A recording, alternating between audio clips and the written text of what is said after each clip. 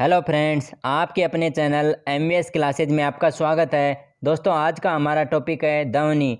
ध्वनि के इस टॉपिक में हम सबसे पहले पढ़ेंगे ध्वनि क्या है, ध्वनि के प्रकार, ध्वनि की चाल तथा ध्वनि के लक्षण। इसके अलावा पढ़ेंगे प्रतिध्वनि, डॉपलर प्रभाव, मैक संख्या आदि टॉपिक के बारे में पढ़ेंगे। तो प्लीज़ वीडियो में अंत तक बने रहिए। चलिए देखते हैं सबसे पहले ध्वनि के बारे। ध्वनि यह अनुदैर्घ्य तरंग होती है और इसकी उत्पत्ति कैसे होती है? वस्तुओं में कंपन से होती है। और इसमें एक वेरी इंपॉर्टेंट पॉइंट है, ध्वनि किसी भी माध्यम में गमन कर सकती है लेकिन निर्वात में गमन नहीं कर सकती। चलिए हम देखते हैं सबसे पहले तरंगों के बारे में। तरंग कितने प्रकार की होती है और उनमें ध्वनि कौन से भाग की होती है? चलिए देखिए सबसे पहले वेव। तरंग दो प्रकार की होती है, कौन कौन सी? यांत्रिक तरंग और अयांत्रिक तरंग, मैकेनिकल वेव्स और नॉन मैकेनिकल वेव्स। इसमें मैकेनिकल वेव्स में दो प्रकार की होती है, कौन कौन सी? ट्रांसवर्स वेव्स और लॉन्गिट्यूडनल वेव्स, यानी कि अनुप्रस्थ तरंग और अनुदैर्घ्य तरंग। अब इसमें देखिए अनुप्रस्थ तरंग कौन सी होती है और अनुदैर्घ्य तरंग कौन सी होती है। अनुप्रस्थ तरंग जब तरंग गति की दिशा माध्यम के कणों के कंपन करने की दिशा के अनुदिश हो या समांतर हो तो ऐसी क्या होती है? अनुदैर्घ्य तरंग होती है। ये तो हो गई अनुदैर्घ्य तरंग। ये कणों के क्या होते हैं? समांतर होते हैं इनकी दिशा। यह ठोस, द्रव तथा तीनों में उत्पन्न होती है। ध्वनि अनुदैर्घ्य तरंग का उदाहरण है। इसके अलावा अनुप्रस्थ तरंग देखिए। अनुप्रस्थ तरंग में क्या होता है? जब तरंग गति की दिशा माध्यम के कणों में कंपन करने की दिशा के लंबवत होती है या लंबवत दिशा में। कणों की दिशा कैसे होती है? लंबवत दिशा में होती है। तो इस प्रकार की तरंगों को क्या कहते हैं? अनुप्रस्थ तरंग कहते हैं। ठीक है फ्रेंड्स। इसके बाद देखिए आवर्ती के आधार पर तरंगों को कितने भागों में बांटा गया है? 3 भागों में बांटा गया है। कौन कौन सी? इंफ्रासोनिक, ऑडिबल और अल्ट्रासोनिक वेव्स, यानी कि श्रव्य तरंग और अश्रव्य तरंग और पराश्रव्य तरंग। देखिए सबसे पहले है अश्रव्य तरंग, 0 हर्ट्ज से 20 हर्ट्ज, यानी कि 20 हर्ट्ज से नीचे आवर्ती वाली ध्वनि तरंगों को अश्रव्य तरंग कहते हैं या इंफ्रासोनिक तरंग कहते हैं। इससे हमारा क्या है? कान नहीं सुन सकता है। इस प्रकार की तरंगों को बहुत बड़े आकार के स्रोतों से उत्पन्न किया जाता है। इसके बाद आता है ऑडिबल वेव्स, 20 हर्ट्ज से 20,000 हर्ट्ज तक की आवृत्ति क्या कहलाती है? श्रव्य तरंग कहलाती है और इन तरंगों को हमारा कान सुन सकता है। इसके अलावा आता है अल्ट्रासोनिक वेव्स। अल्ट्रासोनिक वेव्स में क्या होता है? 20,000 हर्ट्ज से ऊपर की आवृत्ति वाली तरंगों को पराश्रव्य तरंग कहा जाता है। मनुष्य के कान इसे नहीं सुन सकता है, परंतु कुछ जानवर जैसे कुत्ता, बिल्ली, चमगादड़ आदि इन्हें सुन सकते हैं। और इन तरंगों को गोल्टन की सीटी के द्वारा दाब विद्युत प्रभाव विद्युत द्वारा क्वार्ट्ज के क्रिस्टल में कंपनों से उत्पन्न करते हैं। इसके अलावा देखिए जो अल्ट्रासोनिक वेव्स हैं इनके उपयोग क्या होते हैं? संकेत भेजने में, समुद्र की गहराई नापने में, कीमती कपड़ों, वायुयान और घड़ियों के पुर्जों को साफ करने में, इसी प्रकार कल कारखानों की चिमनियों के कालिख हटाने में, दूध के अंदर के हानिकारक जीवाणु को नष्ट करने में, गठिया रोग के उपचार करने में तथा मस्तिष्क के ट्यूमर का पता लगाने में। इनमें सभी में क्या किया जाता है? अल्ट्रासोनिक वेव्स का उपयोग किया जाता है। इसके अलावा देखिए ध्वनि की चाल है वह उसके भौतिक राशियाँ कौन कौन सी? दाब, ताप का प्रभाव कैसे पड़ेगा इनके ऊपर? चलिए देखते हैं। सबसे पहले दाब। समान ताप पर गैसों में ध्वनि की चाल, देखिए दाब बढ़ेगा तो ध्वनि की चाल में कोई परिवर्तन नहीं होगा। एग्जाम में कई बार क्वेश्चन पूछ लिया जाता है कि मान लीजिए ध्वनि का वेग कितना है? 332 मीटर प्रति सेकंड है और उसका दाब दोगुना कर दिया जाए, दाब बढ़ा दिया जाए, तो ध्वनि की चाल पर क्या प्रभाव पड़ेगा? ध्वनि की चाल नो चेंज, यानी कि अपरिवर्तित रहेगा। इसी प्रकार अगर ताप दे दिया जाए तो जब माध्यम का ताप बढ़ेगा तो ध्वनि की चाल भी बढ़ेगी। ठीक है फ्रेंड्स। ठोस, द्रव, गैस, यानी कि ध्वनि की चाल है सर्वाधिक किस में होती है? ठोस में होती है, उसके बाद द्रव में और सबसे कम गैस में। यानी कि कह सकते हैं जैसे एग्जाम्पल है इसका लोहा। लोहा कैसे है? ठोस आकार में होता है, तो लोहे में ध्वनि की चाल अधिक होगी। उसके बाद जैसे मान लीजिए पानी है, पानी में लोहे से कम होगी। और वायु गैस के रूप में आती है तो उसमें लोहा और पानी से भी कम ध्वनि की चाल होगी। ठीक है फ्रेंड्स। इसके बाद देखिए ध्वनि की चाल, जो फिक्स राशि कौन कौन सी है, जैसे एल्यूमिनियम में ध्वनि की चाल कितनी होती है, ये सभी राशियाँ मीटर प्रति सेकंड में दे रखी है। ठीक है फ्रेंड्स, सबसे पहले देखिए एल्यूमिनियम में, एल्यूमिनियम की जो चाल है 6420 एल्यूमिनियम में ध्वनि की चाल। इसके अलावा कांच में ध्वनि की चाल 5640 मीटर प्रति सेकंड। इसके बाद आता है लोहा, लोहे में 5130 मीटर प्रति सेकंड। समुद्र जल में 1533 मीटर प्रति सेकंड। इसके बाद है जल, जल में है 1483 मीटर प्रति सेकंड। इसके बाद पारा, पारा में 1450 मीटर प्रति सेकंड। हाइड्रोजन, हाइड्रोजन में 1269 मीटर प्रति सेकंड।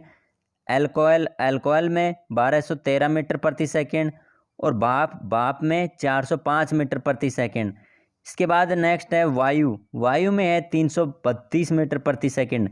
एग्जाम में कई बार यहाँ से क्वेश्चन पूछ लिया जाता है कि ध्वनि की चाल वायु में कितनी होती है, तो कितनी होगी 332 मीटर प्रति सेकंड। और सबसे कम किस में होती है, कार्बन डाइऑक्साइड में, कितनी 260 मीटर प्रति सेकंड। नेक्स्ट देखिए, जब ध्वनि एक माध्यम से दूसरे माध्यम में जाती है तो ध्वनि की चाल एवं तरंग दैर्घ्य बदल जाती है, जबकि आवृत्ति नहीं बदलती है। इसके बाद ध्वनि के लक्षण है, ध्वनि के कितने लक्षण होते हैं, मुख्यतः 3 लक्षण होते हैं। कौन कौन से, प्रबलता, तारतव और गुणता। इसमें देखिए सबसे पहले प्रबलता, प्रबलता ध्वनि का एक ऐसा कारक है जिसमें ध्वनि तेज या मंद सुनाई देती है। ध्वनि की प्रबलता स्तर को व्यक्त करने के लिए जो मात्रक है क्या होता है, फोन। इसके बाद आता है तारतव, तारतव को इंग्लिश में क्या कहते हैं, पिच।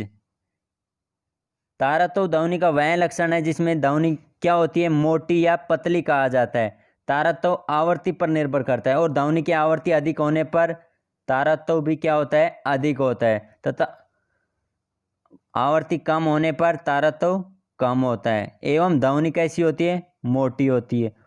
ठीक है फ्रेंड्स, नेक्स्ट है गुणता।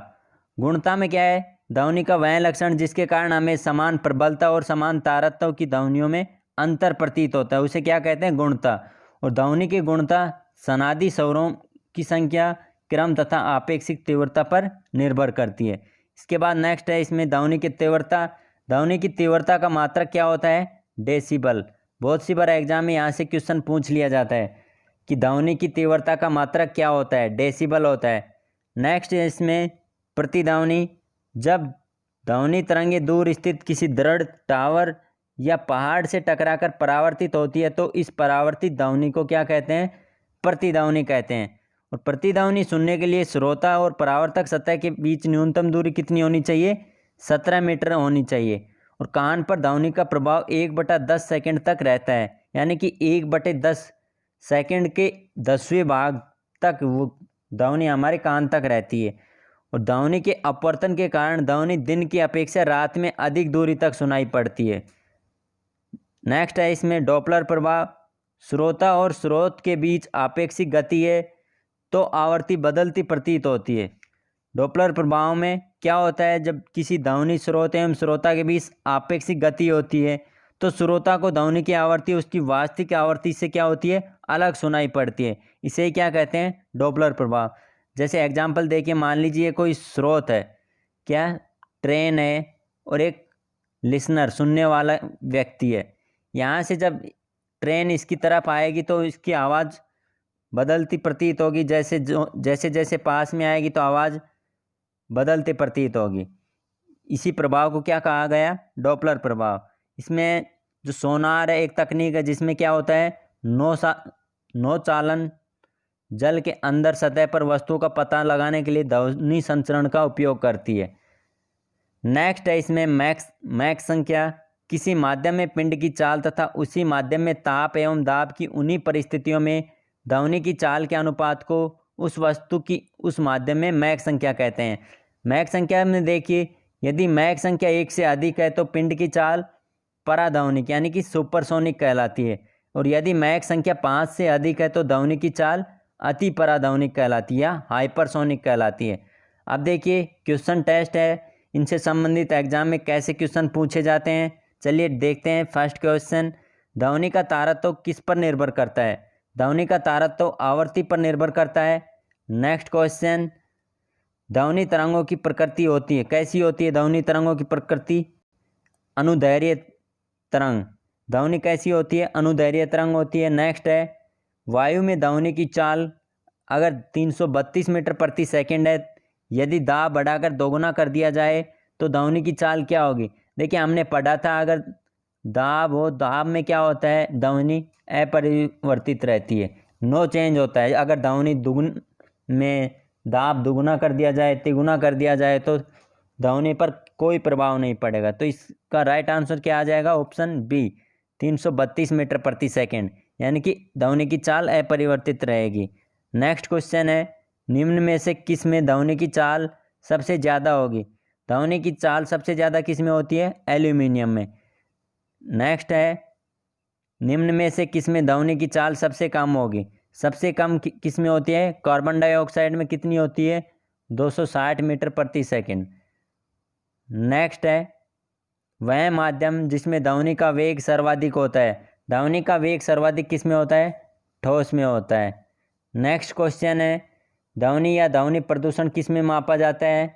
डेसिबल में नापा जाता है। कई बार कंफ्यूज करने के लिए डेसिमल या डेसी इस प्रकार से भी ऑप्शन दे दिया जाता है, तो इसको ध्यान से देखना, डेसिबल होता है। नेक्स्ट है डॉपलर प्रभाव किससे संबंधित है? डॉपलर प्रभाव ध्वनि से संबंधित है। नेक्स्ट क्वेश्चन मनुष्य कितने हर्ट्ज की ध्वनि सुन सकता है? मनुष्य 20 हर्ट्ज से 20,000 हर्ट्ज तक की आवृत्ति को सुन सकता है, और ऐसी तरंगों को क्या कहा जाता है? श्रव्य तरंगें कहा जाता है। नेक्स्ट क्वेश्चन है प्रतिध्वनि सुनने के लिए श्रोता एवं परावर्तक सतह के बीच न्यूनतम दूरी कितनी होनी चाहिए? श्रोता और परावर्तक सतह के बीच न्यूनतम दूरी 17 मीटर होनी चाहिए। Option C right answer. Okay friends, आज का वीडियो यहीं समाप्त होता है। फिर मिलेंगे अगले वीडियो में एक नई शुरुआत के साथ। अगर वीडियो पसंद आया है तो वीडियो को लाइक व शेयर ज़रूर करें। धन्यवाद।